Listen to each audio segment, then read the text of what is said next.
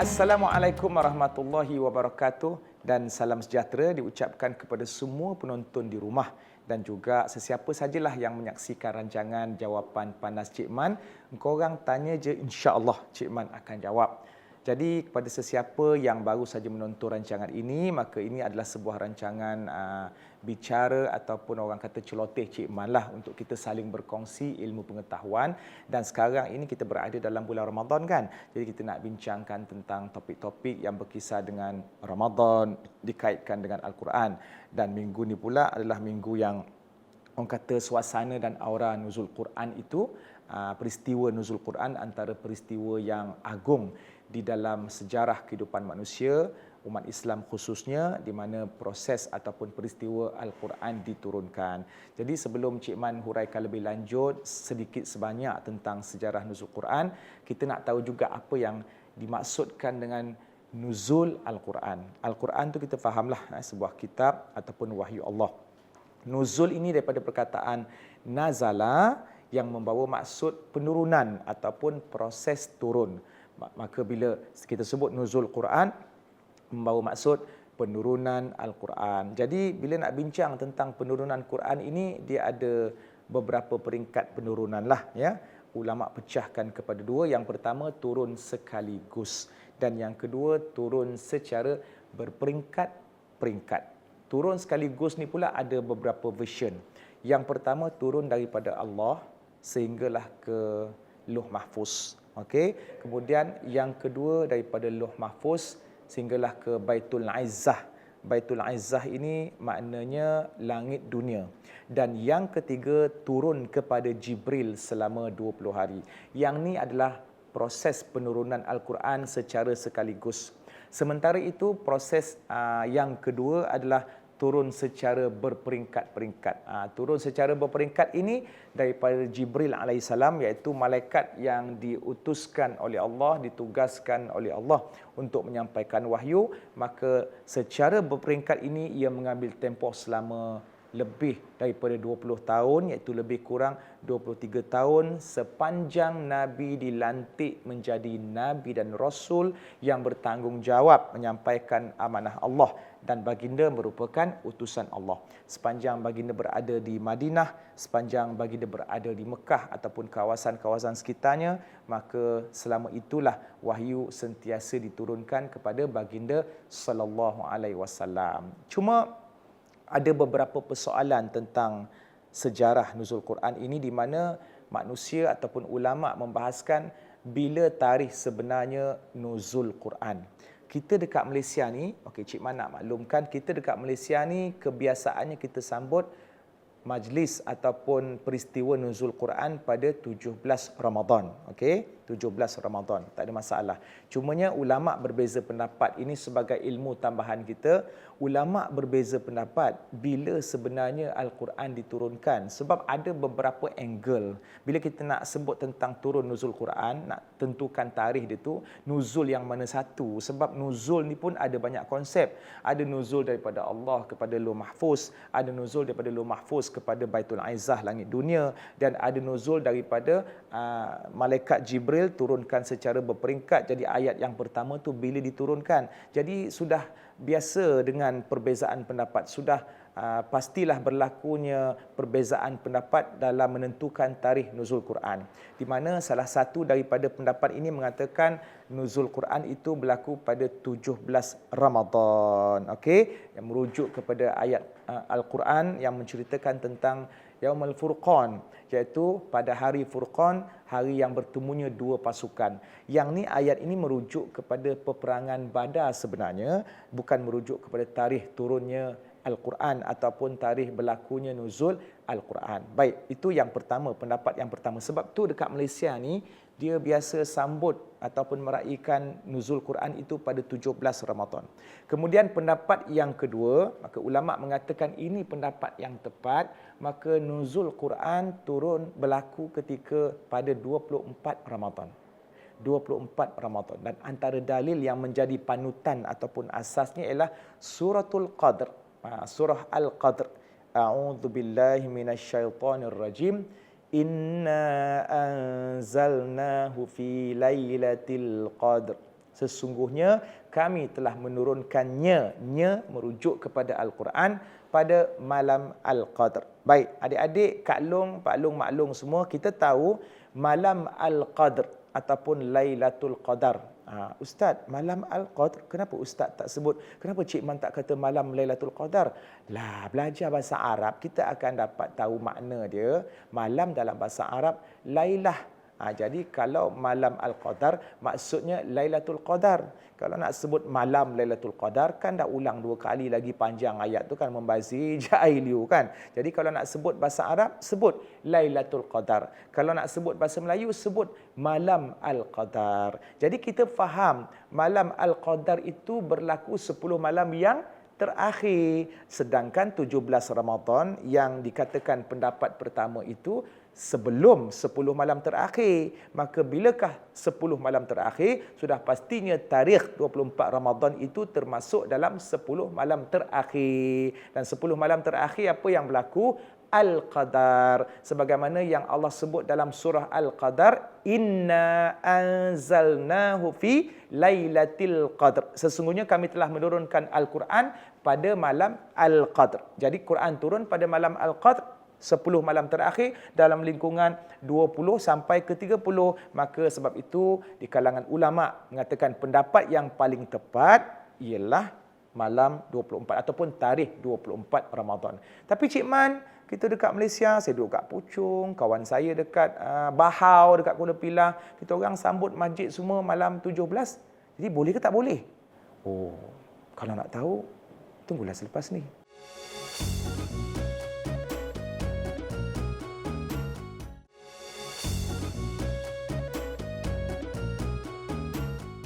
Alhamdulillah, kembali ke rancangan Jawapan Panas Cik Man. Korang tanya je, insya-Allah Cik Man akan jawab.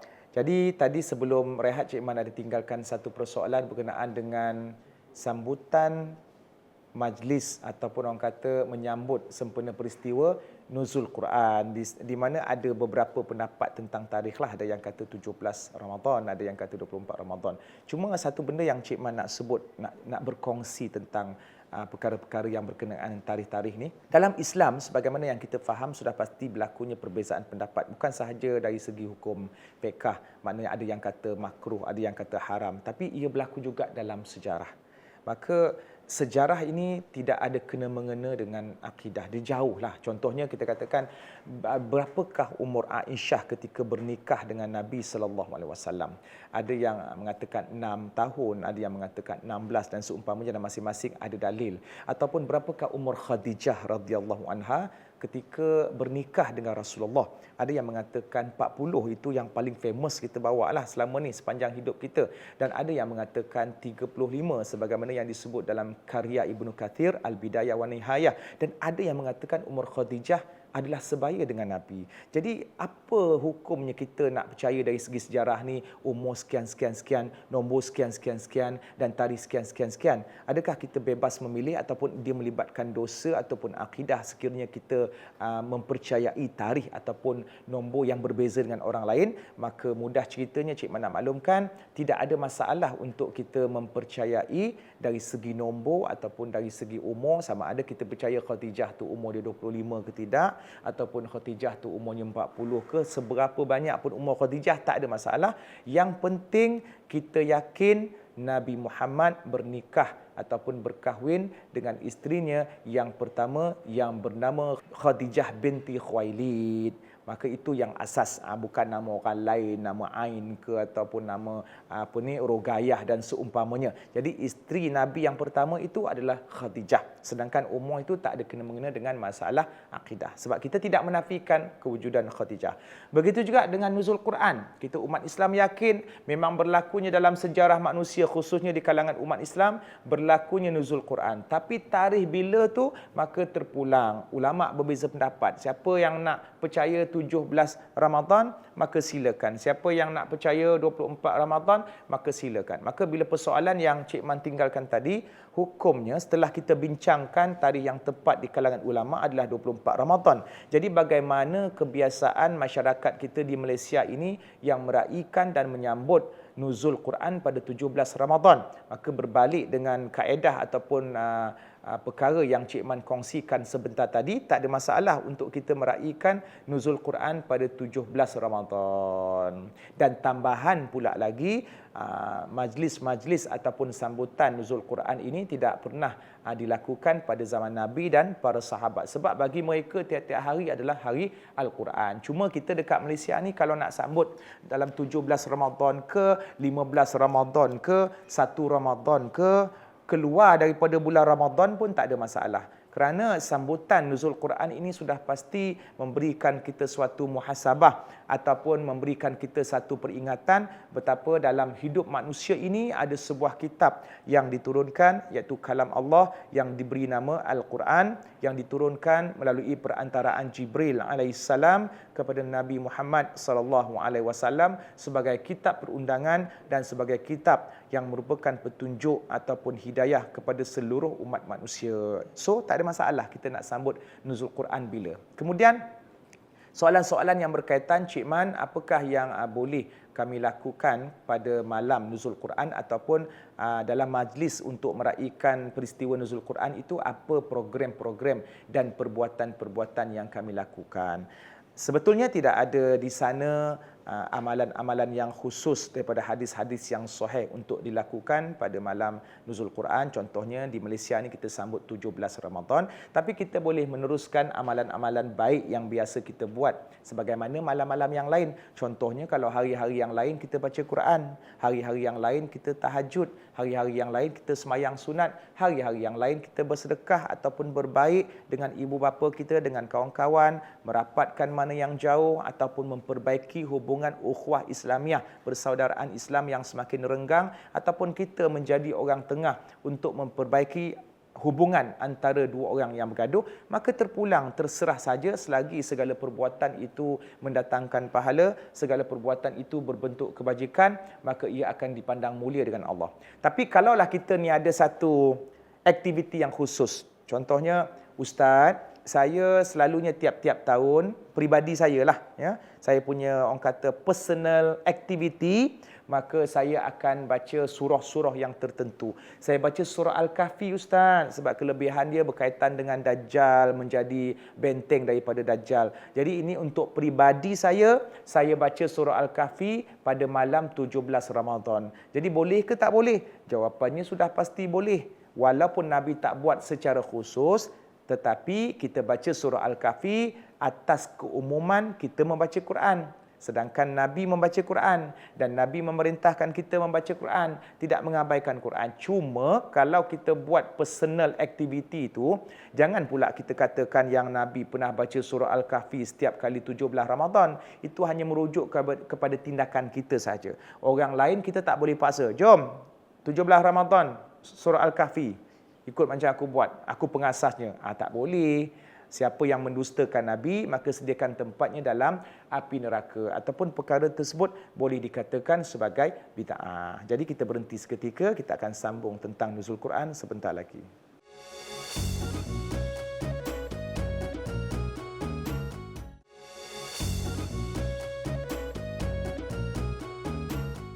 Alhamdulillah, kembali jawapan panas Cik Man. Korang tanya, insya-Allah Cik Man akan jawab. Jadi kita sedang membincangkan tentang peristiwa nuzul Al-Quran. Baik, ada persoalan daripada netizen.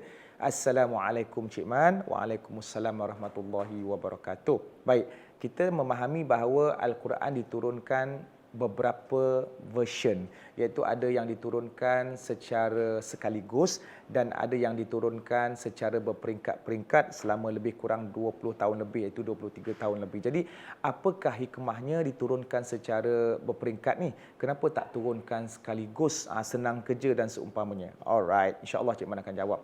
Jadi kenapa Allah mentakdirkan ataupun menyusun atur penurunan Al-Quran daripada Jibril alaihissalam Aminus Sama kepada Aminud Dunya, iaitu makhluk yang amanah di langit kepada makhluk yang amanah di bumi selama 23 tahun. Lebih, maknanya lama tu 20 tahun tu, lebih lagi daripada 20 tahun. Kenapa tak turunkan dalam masa satu hari? Malaikat kan power, dan Nabi Muhammad kan power, jadi kenapa tak diturunkan dalam masa satu hari? Baik, adik-adik, maklum-maklum yang dirahmati Allah sekalian, kita kena faham Al-Quran satu kitab yang sangat penting. dan merupakan kalam Allah dan membawa agenda yang paling penting, paling sempurna, agenda yang sangat berat. Ini bukan jenis yang merancang-rancang nak buat benda-benda biasa aja, ataupun jenis yang orang kata di samping-samping saja, ataupun benda yang remeh-remeh. Bahkan agenda Quran, isi kandungan projek Al-Quran itu bukan nak membentuk rumah ataupun nak membentuk keluarga, tapi nak membentuk ummah yang akan memeriahkan alam dunia ini, dan sampailah nanti akan menjadi meriah serta semuanya akan masuk ke dalam syurga. So Al-Quran ini adalah soal tentang satu sistem yang akan mengawal serta yang akan mencorakkan kehidupan dunia dan di akhirat. Jadi kita tahu sebesar mana alam dunia ini, dan kita pun tahu lebih besar lagi alam barzah dan jauh lebih besar lagi alam akhirat. Ditampung oleh satu mushaf yang kita pandang kecil sahaja, tetapi sebenarnya di sisi Allah ataupun dalam kehidupan kita berat dia punya timbangan. Jadi maka sebab itulah kita kena faham apakah hikmahnya, bijaksananya Allah menurunkan Al-Quran secara berperingkat-peringkat. Kita kena faham bahawa Nabi Muhammad SAW sebagai seorang manusia, maka Allah meraihkan Nabi sebagai seorang manusia, maka diturunkan Al-Quran secara berperingkat-peringkat itu adalah dengan tujuan untuk menetapkan hati Nabi, supaya Nabi akan terus kuat dan kukuh. Satu-satu ayat turun secara bersistem. Itu yang pertama, ya. Yang kedua, diturunkan Al-Quran secara berperingkat dengan hukum-hukum yang tertentu adalah dengan tujuan supaya manusia tak terperanjat. Kita tak terperanjat. Adik-adik bayangkan, satu masa kita dah biasa dengan satu perbuatan. Berpuluh-puluh tahun kita buat. Lepas tu sekaligus tanpa notis, ada bos kata berhenti sekarang. Kan terperanjat. Contohnya orang yang dia tega merokok ataupun memang sangat-sangat ketagih merokok. Satu hari itu rasanya boleh satu kotak ataupun satu kartun pun boleh juga kan. Tiba-tiba mak ayah dia kata kau stop sekarang, jangan merokok langsung.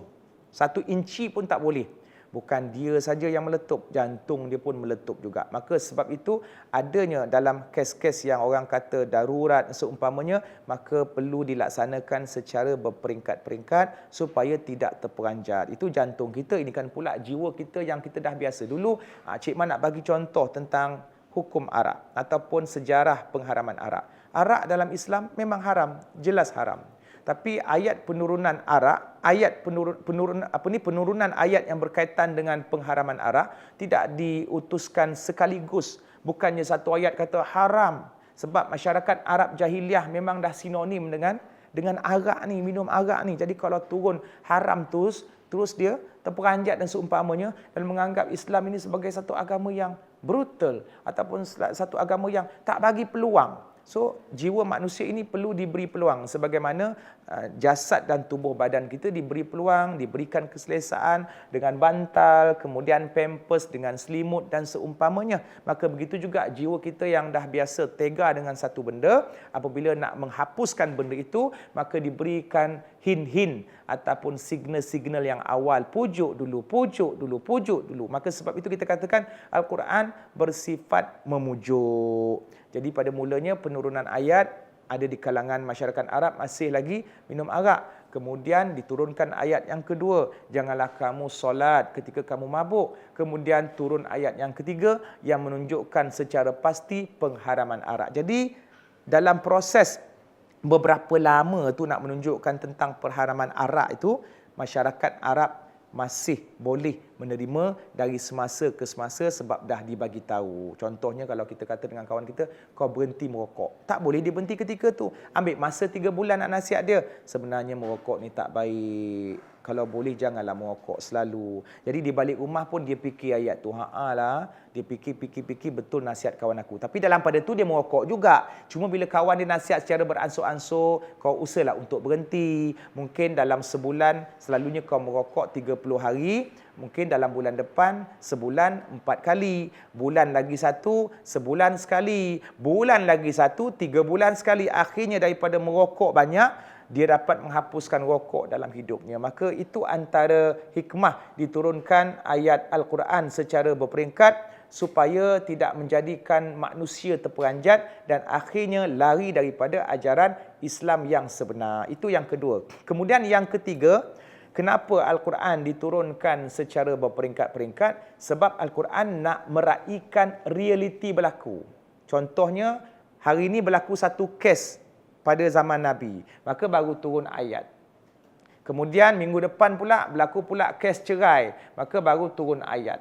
Bulan depan berlaku pula satu kes yang lain. Baru turun ayat. Jadi ayat yang turun adalah sempena kes-kes yang berlaku.